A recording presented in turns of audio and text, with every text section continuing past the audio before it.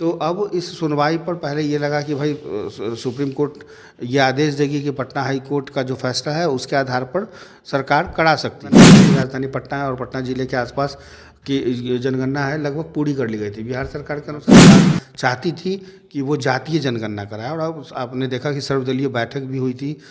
बिहार में हो रहे जातीय जनगणना को लेकर जिस तरीके से सियासत तेज थी, सियासतों तेज के बीच पटना हाईकोर्ट में मामला गया। हाईकोर्ट के बाद अब सुप्रीम कोर्ट में मामला चल गया। बता दें कि आज सुप्रीम कोर्ट की तरफ से फैसले आने वाले थे, फैसले आ गई। अगली जो समय है 3 तारीख को मुकर्रर की गई है कि अगली जो सुनवाई होगी 3 तारीख को गए। ऐसे में और क्या कुछ हुई है फैसला, उस बातचीत करने के लिए मेरे साथ मेरे सहयोगी गौतम है, उनसे बात करेंगे।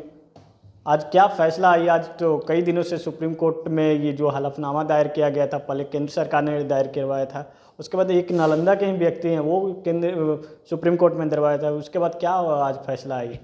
देखिए, फैसला नहीं कहेंगे इसको, आज कहेंगे कि सुनवाई जो है टल गई है। और सुनवाई टलने के साथ ही अब ये 3 अक्टूबर के तक के लिए टल गई है। उसके बाद अब सुप्रीम कोर्ट जब संज्ञान लेगी तब ये मामला फिर एक बार सुना जाएगा। लेकिन इतना ज़रूर है कि 28 अगस्त को जिस तरीके से जातिगत जनगणना को लेकर केंद्र सरकार ने सुप्रीम कोर्ट में हलफनामा जो दाखिल किया था, केंद्र सरकार की तरफ से दाखिल किया गया था, और इसमें सरकार ने कहा कि जनगणना का अधिकार राज्यों के पास नहीं है। आप ये जानते ही होंगे कि भारत सरकार को जातीय गणना कराने का अधिकार है, और हर अमूमन 10 साल 11 साल पे होता है। लेकिन इस बार अभी केंद्र सरकार नहीं कराई है। बिहार सरकार चाहती थी कि वो जातीय जनगणना कराए, और अब आपने देखा कि सर्वदलीय बैठक भी हुई थी। सर्वदलीय बैठक में ही ये निर्णय लिया गया कि बिहार सरकार अपने दम पर जातीय जनगणना कराएगी, और पटना में इसकी शुरुआत हुई। और इवन की सरकार की तरफ से यही कहा गया कि पटना का हो भी गया है कुल मिलाकर। लेकिन जब आपने कहा कि नालंदा के व्यक्ति के साथ साथ हाईकोर्ट के इस फैसले के खिलाफ एक एनजीओ ने सबसे पहले याचिका दाखिल की थी, और वो गैर सरकारी संगठन है एक सोच एक प्रयास के तहत जो है याचिका दाखिल की गई थी। और एनजीओ के अलावा हाईकोर्ट के फैसले के खिलाफ जिस व्यक्ति का नाम आप ले रहे हैं, बिहार के नालंदा निवासी अखिलेश कुमार की ओर से यह दायर याचिका में दलील दी गई कि जातिगत जनगणना कराने के लिए राज्य सरकार की तरफ से जारी अधिसूचना संविधान के प्रावधानों के खिलाफ है। यानी कि ऐसा राज्य सरकार नहीं कर सकती। संविधान के प्रावधानों के मुताबिक केवल केंद्र सरकार को ही जातीय जनगणना का आधार बताया गया। तो ये मामला आपको पता ही होगा कि 1 अगस्त को पटना हाई कोर्ट ने बिहार सरकार को हरी झंडी दी थी। एक तारीख को जब हरी झंडी दी गई थी तो पटना हाई कोर्ट ने कहा कि आप अपने दम पे करा सकते हैं, कराइए, कोई दिक्कत नहीं है। लेकिन अब इसके बाद जब ये मामला सुप्रीम कोर्ट चला गया तो कहीं ना कहीं खटाई में पड़ता चला गया, और आज लगा कि शायद सुप्रीम कोर्ट इस पर पटना हाई कोर्ट के फैसले पर या तो समर्थन करेगी या फिर अपनी कोई बात रखेगी। लेकिन ऐसे में तो कई डॉक्यूमेंट्स जो है वो ऑनलाइन करने के लिए कहा गया था, और ये आपको मालूम ही है कि ये याचिकाकर्ता और बिहार सरकार की जो दलीलें हैं वो सुनी जाएगी। कोर्ट के दोनों पक्षों के दलीलों को हाई कोर्ट ने सुना था, और इसके बाद 1 अगस्त को पटना हाई कोर्ट ने सीएम नीतीश कुमार के इस ड्रीम प्रोजेक्ट को जो है हरी झंडी दे दी थी, और ये सर्वे के तरह कराने की मंजूरी दी गई थी। इसके बाद बिहार सरकार के ने बचे हुए इलाकों में गन्ना का कार्य फिर से शुरू कर दिया था। जैसा कि मैंने बताया कि राजधानी पटना और पटना जिले के आसपास की जनगणना है लगभग पूरी कर ली गई थी। बिहार सरकार के अनुसार जाति आधारित गणना का कार्य पूरा भी हो गया था। लेकिन अब जब ये मामला पूरी तरीके से सुप्रीम कोर्ट गया तो आज सुप्रीम कोर्ट ने सीधे तौर पर इसको टालते हुए 3 अक्टूबर तक सुनवाई टाल दी है। अब ये आंकड़ों को लेकर यह आदेश जो है कब तक होगा ये देखने वाली बात होगी। सुप्रीम कोर्ट क्या आदेश देती है वो भी देखने वाली बात होगी, और तब यह फिर शुरू होगा। लेकिन जो मेन बात है वो ये है कि जातिगत आधारित गणना को लेकर सुप्रीम कोर्ट में जो सुनवाई हुई वो टल गई है। कोर्ट ने यह सुनवाई 3 अक्टूबर के लिए टाल दी है, और याचिकाकर्ता जो एनजीओ है और जो नालंदा के निवासी हैं उनकी मांग पर थी, उस पर भी आदेश नहीं दिया गया है। ये बड़ी बात है। यानी कि सर्वे का जो आंकड़ा है वो जारी करने पर अंतरिम रोक लगा रहेगा, और अब अगली सुनवाई 3 अक्टूबर को होगी। ये बताइए, बिहार में जातीय आधारित सर्वेक्षण चल रही है, और सुप्रीम कोर्ट में केंद्र सरकार के द्वारा जो याचिका दायर किया गया था उसमें कहा गया था कि बिहार जातीय जनगणना करवा रही है, वो सिर्फ अधिकार केंद्र सरकार के पास है। जैसा कि पता है कि केंद्र सरकार के पास अधिकार 2011 में यूपीए गवर्नमेंट करवाई थी। अब जो जिस तरीके से बीजेपी कह रही है कि हम जातीय जनगणना के साथ में थे, तो आखिरकार जो केंद्र सरकार ने जो क्योंकि सुप्रीम कोर्ट में जो याचिका दायर करवाया था वो किसका विशेष अधिकार था? देखिए, ये एक एनजीओ के तहत हुआ था कि क्या ऐसा राज्य सरकार कर सकती है, चुनौती दी गई। जब राज्य सरकार ने कहा कि हम सर्वे कराएंगे और पटना हाई कोर्ट ने सर्वे कराने की अनुमति दे दी, लेकिन ऊपरी अदालत में जाने का अधिकार तो सबको है। लिहाजा एनजीओ की तरफ से एक याचिका दाखिल की गई, नालंदा जिले के एक निवासी जिनका नाम मैंने बताया कि उनकी तरफ से।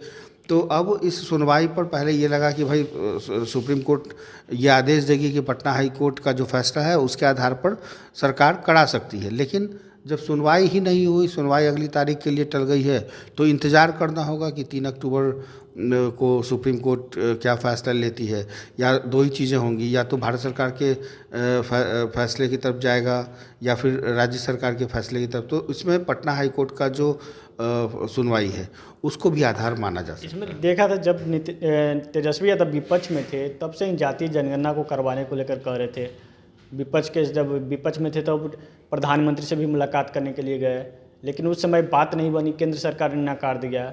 और जब जैसे ही बिहार में एनडीए से बाहर आए नीतीश कुमार, तो जातीय जनगणना को नींव रखे और जातीय जनगणना को 80% काम पूरा करवा दिए, और उसके बाद हाईकोर्ट ने फटकार लगाया तो रोक लगा दिया गया। अब जो है इसका जो क्रेडिट जो कही जाए तो कौन इसका क्रेडिट लेगा आने वाला लोकसभा चुनाव हो और विधानसभा चुनाव हो? देखिए, जातीय जनगणना कराने का अधिकार, गणना कराने का अधिकार भारत सरकार के पास है, केंद्र सरकार कराती है।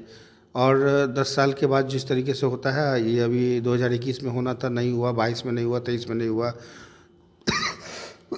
तब जा करके बिहार सरकार ने कहा कि भाई हम अपने दम पर कराएंगे, उसमें केंद्र सरकार का कोई हस्तक्षेप नहीं होगा। हालांकि सिफारिश और गुजारिश की गई थी, जो आप कह रहे हैं मिलने गए थे ये लोग दिल्ली, तो वो इसलिए मिलने गए थे ताकि वहाँ पर ये कह सके कि भाई केंद्र सरकार भी जातीय जनगणना कराए, लेकिन केंद्र सरकार ने मना कर दिया। तो स्वाभाविक है कि बिहार में नीतीश कुमार जो निर्णय लेते हैं वह किसी से पूछ के तो लेते नहीं है, लेकिन एक सर्वदलीय बैठक के जरिए उन्होंने सब लोगों की राय जानी। सब लोगों ने कहा कि भाई बिहार में जातीय जनगणना होना चाहिए। कौन किस जाति का है उससे ये पता चलेगा कि उसकी संख्या कितनी है, उसमें पढ़े लिखे लोग कितने हैं, उसमें गरीबी रेखा के नीचे कितने लोग रह रहे हैं। तो कई ऐसी चीज़ें हैं जो कास्ट बेस्ड जातीय गणना कराने के मूड में नीतीश कुमार थे और वो जानना चाहते थे, चाहे वो किसी भी जाति का हो, किसी भी मजहब का, धर्म का हो, लेकिन उसकी जाति क्या है यह पूछकर बिहार सरकार ये चाहती थी कि उसका एक सर्वे हो। तो साफ तौर पे केंद्र सरकार मूड में नहीं थी गणना कराने के। अब बिहार सरकार को अगर कराना है तो उसको अपने खर्चे पे कराना होगा। इसमें आसान बात नहीं है कि यदि आप सबको इकट्ठा सबको गणना करें, ये आसान काम नहीं है। इसके लिए आपको बहुत सारे कर्मचारियों की ज़रूरत होगी। जैसे आपने देखा कि स्कूल के टीचर को लगाया गया था, खुद जिलाधिकारी इसमें कितने इन्वॉल्व रहे वो भी आपने देखा। तो ये इतना सरल और सहज नहीं है हर घर जाकर के आप उसकी काउंटिंग करना। तो ये हालांकि हो जाता तो एक पंथ दो काज हो जाता। अगर केंद्र सरकार चाहती तो जातीय जनगणना के साथ साथ जो सर्वेक्षण है वो भी हो जाता, लेकिन सबकी अपनी अपनी राय है। बिहार सरकार चाहती है जातिगत हो, केंद्र सरकार चाहती है कि कोई जातिगत नहीं, सब भारत के एक जैसे नागरिक हैं, सिर्फ गणना होनी चाहिए कि आबादी कितनी है। तो यही मसला है और अब ये मामला सुप्रीम कोर्ट में है। 3 अक्टूबर तक इंतज़ार करना होगा कि आखिर इस जातीय जनगणना का जो अब फैसला है वो क्या होगा। बिहार सरकार को अगर आदेश देगी सुप्रीम कोर्ट तो बिहार सरकार फिर से तैयार है कराने के लिए। अच्छा, इसमें जो कही जाए तो आने वाला लोकसभा चुनाव है और फिर 2025 में विधानसभा भी चुनाव है, तो इससे ज़्यादा किसको बेनिफिट मिलने वाला है? जिस तरीके से बीजेपी जब सत्ता में थे बिहार में तो कहे सभी लोग गए थे, बीजेपी के नेता बिहार वाले कह रहे थे कि हम जातीय जनगणना के सपोर्ट में हैं, खड़े हैं नीतीश कुमार जी के साथ कंधे कंधे से। और वो तेजस्वी यादव जब जैसे ही सत्ता में आए तेजस्वी यादव तो जातीय जनगणना को लेकर काम तेजी से हो गया। देखिए, उस समय भारतीय जनता पार्टी थी साथ में। जिस वक्त नीतीश कुमार ने कहा था कि हम कराएंगे जातीय जनगणना, उस वक्त साथ में थी। लेकिन इतना सब कुछ आसान नहीं होता। सब एक सर्वदलीय बैठक होती है, उसमें बैठक के बाद एक कानून पास होगा, उसके बाद जाके आप सारी चीज़ें कर सकते हैं। तो कहीं ना कहीं संसद भवन के बिहार विधानमंडल के जरिए जातीय जनगणना कराने को लेकर कैबिनेट की भी बैठक हुई। कैबिनेट बैठक से पहले सर्वदलीय बैठक हुई, तब जाकर के ये फैसला लिया गया था। और यह फैसला के बाद पटना हाई कोर्ट में ये मामला गया और पटना हाई कोर्ट ने पहले 2 डेट दिए, उसके बाद तीसरे डेट में उन्होंने कहा कि नहीं, जातीय जनगणना के अगर बिहार सरकार अपना कराना चाहती है तो उसमें एक सर्वे के आधार पर करा सकती है। तो बिहार सरकार तैयार हो गई, उसको लगा कि हम जीत गए, केंद्र सरकार से भी जीत गए और बिहार न्यायालय से भी जीत मिल गई। लेकिन एक ऊपरी अदालत भी बची हुई है, अगर सुप्रीम कोर्ट अगर फैसला करा देती है तो बिहार सरकार स्वतः पूरे बिहार में 38 जिलों में करा सकती है जातीय जनगणना। तो इंतज़ार करना होगा। और पटना ज़िले में भी अभी वो बता रहे हैं ना कि 90% के काम पूरा हो गया।